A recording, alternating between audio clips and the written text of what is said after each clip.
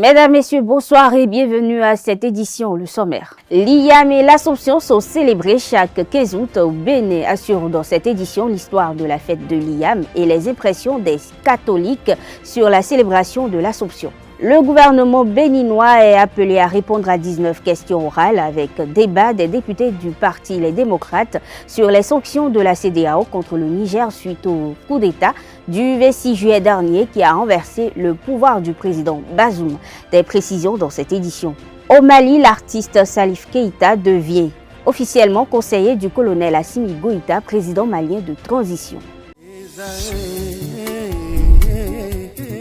L'École supérieure d'administration, d'économie, de journalisme et des métiers de l'audiovisuel ESAE offre de nouveaux challenges pour l'année universitaire 2023-2024. Étudiantes et étudiants, parents d'élèves nouveaux bacheliers, ESAE, c'est la garantie d'une formation de qualité à des conditions très avantageuses. À Gbedjromede, à Papa, à Boumekalavier, Parakou, inscrivez-vous en administration générale, administration du travail et de la sécurité sociale, trésor et finances publiques, impôts, diplomatie et relations internationales, journalisme et métiers de l'audiovisuel, gestion des marchés publics, planification et développement local, sciences économiques, sciences juridiques et toutes les filières des sciences de gestion. ESAE vous offre des bourses, demi-bourses et de réductions pour les premières inscriptions dans toutes ces filières. Waouh! En licence 1, 2 et 3 et en master, bénéficiez jusqu'à 50% de réduction sur tous nos sites. N'est-ce pas génial? Infoline. ESAE Gbedjromede, 3e rue à droite en quittant le carrefour Le Jador pour la BIBE Jéricho ou au plus 229 90 93 65 21 98 98 14 00 à Kpakpa au plus 229 52 88 33 33 à Boumekalavi au plus 229 52 88 44 44 Parakou au plus 229 52 46 12 12.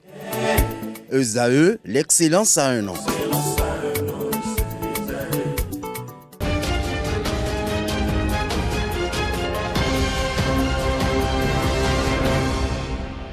Bienvenue le 15 août de chaque année, les fils et filles de la cité historique de Savalou se retrouvent pour manger de l'IAM pilé, notamment celle appelée l'aboko, parce qu'il s'agit de la première variété de tubercules récoltée au cours de la saison. C'est une tradition préservée qui rassemble au-delà des peuples ayant la même expression culinaire et culturelle. L'élément assure retrace l'origine et l'histoire de la fête de l'IAM. Il est signé Colomb Oussou. La fête du 15 août à Savalou autour de l'IAM est initiée par le regretté roi de Savalou, Sa Majesté Dada Tosok Bagedi XIII. En effet, le 15 août est une date propre à la commune de Savalou. L'histoire remonte au 15 août 1952, date de célébration de la fête patronale de Savalou, une réjouissance religieuse, sociale et fraternelle au cours de laquelle tous les fils et filles de la commune se retrouvaient pour échanger et régler les problèmes de la cité. Et c'est en 2006, après son intronisation, que Dada Tosok Bagedi XIII a introduit dans cette fête de retrouvailles un volet cultuel que tout le monde appelle depuis lors la fête de l'IAM à Savalou. À la période de récolte de la nouvelle IAM, les adeptes des différents couvents de la région, marient et initiés à cette pratique, s'interdisent de consommer le tubercule parce que ne pouvant distinguer sur le marché l'ancienne récolte de la nouvelle. La crainte est d'en prendre dans les premières moissons de l'année. Pour certains dignitaires, l'IAM découpée en morceaux et cuite avec la peau puis ensuite pilée avant de la servir aux dieux accompagnée d'incantations pour avoir leurs accords et leurs bénédictions. Chez le dieu de la terre appelé Sakpata, l'IAM est morcelé cru sur la divinité. L'IAM est donc immolé selon les garants de la tradition. Ces différents rituels sont faits dans un seul objectif, celui de révoquer les mauvais esprits, conjurer le sort et purifier la cité. La variété Dioscorea rotundata, appelée l'aboko en langue fon, est la plus prisée des tubercules d'IAM en milieu marie. Elle est semée entre les mois de décembre et janvier de l'année. La première récolte peut se faire vers la fin du mois de juillet, entre 8 et 12 mois après la mise en pépinière lorsque les feuilles commencent à faner. À Savalou, on retrouve d'autres variétés issues de l'aboko. Il s'agit entre autres des ignames appelés Gagni, Nidou, Klachoué, Mondi. Ces variétés sont mises sous terre en période d'harmattan afin de garder l'humidité du tubercule. Le laboko s'identifie par la vertu de sa feuille. Les lianes sont touffues et le tubercule est le plus utilisé dans la préparation de l'iyam pilé. La variété est comparable à un être humain car elle reste la seule culture qui fait 9 mois sous terre. Le laboko est aussi la seule culture pour laquelle le paysan, avant de semer ou de récolter, prie pour implorer la clémence des dieux ou pour les remercier de la qualité de la production. L'iyam contient les vitamines B1, B6, C, le potassium, le phosphore, le manganèse, le fer, le cuivre. Elle contient également des protéines végétales, des lipides, des anti-inflammatoires, des glucides, des fibres alimentaires. L'igname, au-delà de l'aliment, est aussi utilisé comme médicament. Le tubercule présente d'énormes vertus qui permettent de lutter contre le vieillissement cellulaire, de limiter les troubles cognitifs, notamment en améliorant la capacité amnésique, riche en fibres, en réduisant l'absorption de graisse par l'intestin et facilite le transit intestinal. Comme c'est de coutume, au 15 août de chaque année, l'Église catholique célèbre la fête de l'Assomption. Cette célébration commémore la montée de Marie vers le ciel. Quelques chrétiens catholiques de la paroisse de Sainte-Cécile de Cotonou apprécient cette célébration au micro de Francis Fahami Quentin à Moussou. Vous le fêtez comme bon vous semble. Si vous n'avez pas les moyens, vous fêtez avec le cœur. D'accord? Vous priez, bon, voilà. Bien sûr, nous vénérons nos mères. Nos mères sont très très importantes dans nos vies. Pour quelqu'un qui aime sa mère, aimer la mère de Jésus aussi, ça va de soi. Voilà, donc on peut la prier. On sait que Jésus aimait sa mère et lui-même, Dieu nous a dit qu'il faut honorer sa mère. Donc si on prie Marie, Marie demande quelque chose à Jésus, on l'aura. C'est dans la méditation, dans la prière et dans le silence. Parce que la Vierge Marie, elle méditait tout dans son cœur, elle vivait tout dans son cœur. Et ce n'est pas seulement aujourd'hui qu'il faut prier la Vierge Marie, c'est tous les jours.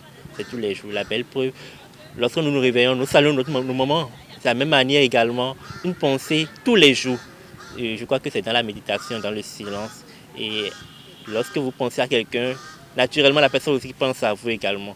Donc je crois que c'est une grâce et il faut, dans le silence, voilà, et dans la méditation, je pense vivre cette journée.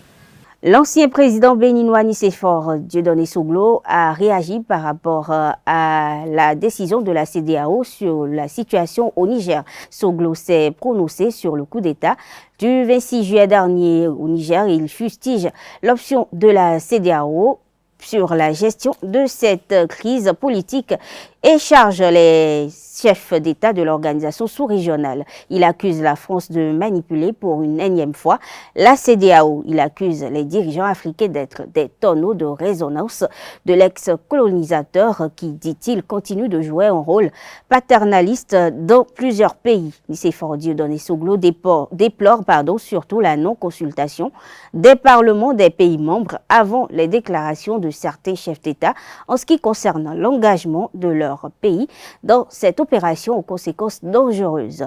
L'ancien président du Bénin posait l'éternelle préoccupation de la souveraineté des pays africains après la période coloniale. La restauration du pouvoir du président Bazoum est-elle précieuse que la vie des milliers de populations nigériennes et des soldats du contingent de la CEDEAO qui pourraient en mourir?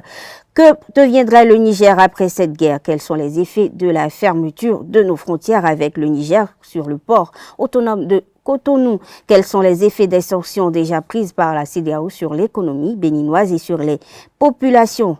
Quel est le sort que le gouvernement réserve aux acteurs économiques déjà victimes des conséquences des sanctions prises par la CEDEAO? Ces questions font partie des 19 posées au gouvernement par le parti politique de l'opposition, les démocrates, sur la démarche de la CEDEAO par rapport à la situation qui prévaut au Niger. Réunis en assemblée générale élective le dimanche 13 août dernier à la Bourse de Travail, les membres de l'association Dialyse Vie ont renouvelé les instances dirigeantes de leur groupe. Au terme des élections, le président sortant Edmond Amoussou est reconduit pour un mandat de 4 ans après une mandature plombée par la question de la prise en charge des personnes soumises à la dialyse. Le compte rendu avec Carles Kitome. Aujourd'hui au Bénin, seuls les fonctionnaires de l'État sont pris en charge. Pour le moment, nous prions Dieu, les membres de nos ancêtres, qu'ils puissent parler dans le cœur du chef de l'État afin que cette prise en charge devienne comme elle était depuis 2019, depuis 1999 à 2019. Cette brûlante préoccupation des dialysés du Bénin a été au cœur de l'Assemblée générale élective du 13 août 2023. Elle a meublé le rapport d'activité du président sortant Edmond Amoussou. En prenant les rênes de cette association le 28 juillet 2019, nous sommes tombés dans la situation de suspension de la prise en charge. Cette situation est restée telle à ce jour. Au cours des différentes audiences, cette préoccupation a toujours été le principal point d'ordre du jour. Bien chers membres de l'association, nous avons imprimé un dynamisme au bureau de façon à ce que chacun des membres rentre dans ses fonctions dans la plénitude de ses attributions. La question de la prise en charge des dialysés a impacté les finances de l'association Dialyse Vie. Je suis là aujourd'hui pour vous faire le point financier global de août 2019 au 6 août 2023 en recettes et en dépenses. Le solde actuel est de 61 050 francs. Sur notre Momo actuel, nous avons 58 275 francs. À la banque, nous avons 61 050 francs. Notre solde général aujourd'hui est de 119 325 francs, sauf erreur ou omission. La situation des dialysés du Bénin interpelle toute la population qui a intérêt à se prendre en charge pour éviter de tomber sous cette dépendance. Au terme de cette assemblée, le président nouvellement réélu Edmond Amoussou fait l'option de la sensibilisation pour éviter de grossir les rangs des dialysés. Il est au micro de Carles Kitome. Nous mettons l'accent sur la sensibilisation de nos mandants, de nos camarades dialysés. Et nous profitons aussi pour sensibiliser tous ceux qui ne sont pas encore malades. Que la dialyse, aujourd'hui au Bénin, devient de plus en plus difficile. Il n'a qu'à se prendre au sérieux. Je ne leur souhaite pas de venir à la dialyse, mais s'ils viennent à la dialyse, qui n'ont pas les moyens de prendre les soins, ils vont mourir. Personne ne veut la mort des citoyens. À partir de cet instant, ils doivent se méfier des médicaments de la rue, des tisanes à volo. Ils doivent boire beaucoup d'eau, manger ce qui est mangeable, manger peu et bien. Je n'ai pas dit de manger tout ce qu'on trouve. On doit faire attention à nos repas. Chacun de nous a une maladie certaine que le médecin, son médecin lui aurait dit attention, ne fais pas ci, ne fais pas ça. Respectons les consignes de nos médecins pour ne pas tomber dans la maille de la dialyse. 3 choses essentielles amènent à la dialyse. Premièrement, il y a l'hypertension artérielle, le diabète et les maladies urologiques. Si nous ne voulons pas tomber dans ce problème de la dialyse, que nous essayons de nous contenir et respecter les consignes. Si on est tensionnaire, si on a l'hypertension, qu'on se méfie de ne pas prendre ces médicaments à temps. Les médicaments de tension sont à prendre à vie. Il ne faut pas qu'aujourd'hui, tension est bonne, on laisse. Non, il faut prendre les médicaments à vie. Si tu es diabétique, respectez les interdits pour que vos reins soient préservés. Parce que si le diabète tombe sur l'hypertension, vous êtes sur l'autoroute de la dialyse et pas sur quoi de la mort. Aujourd'hui au Bénin, seuls les fonctionnaires de l'État sont pris en charge pour le moment. Au Mali, Salif Keïta devient officiellement conseiller du colonel Assimi Goïta dans un décret signé du président malien de transition lui-même en date du 11 août et diffusé ce 14 août. Le colonel Assimi Goïta se nomme 5 nouveaux conseillers spéciaux. Aucune précision sur leur rôle, mais l'artiste grande star au Mali et dans le monde entier fait partie du lot. Salif Keïta a à plusieurs reprises tenu des propos très anti-français au cours des dernières années. Il a également affiché à plusieurs reprises son soutien aux militaires qui ont pris le pouvoir au Mali. Autre actualité hors du Bénin, le bilan d'une explosion survenue lundi dans un commerce de la province de San Cristobal en République dominicaine s'est alourdi à 10 morts, a annoncé ce mardi le président Louis Abinader, qui fait état également de 11 disparus et 37 blessés. Je tiens à exprimer mes sincères condoléances aux familles des 10 personnes, hommes et femmes et enfants, qui ont trouvé la mort jusqu'à présent, a déclaré le président lors d'une visite sur place à 24 km de Saint-Dominique où l'explosion s'est produite. La première édition du tournoi à Kongpan, organisé par Sylvain Zombo, a connu son épilogue samedi 12 août dernier dans la commune de Dogbo, précisément à Ouekdjamé. L'équipe de Tozoumé FC s'est imposée en finale au tir au but face à l'équipe de Dogbo Ouekdjamé. Le reportage avec Anaël Dou.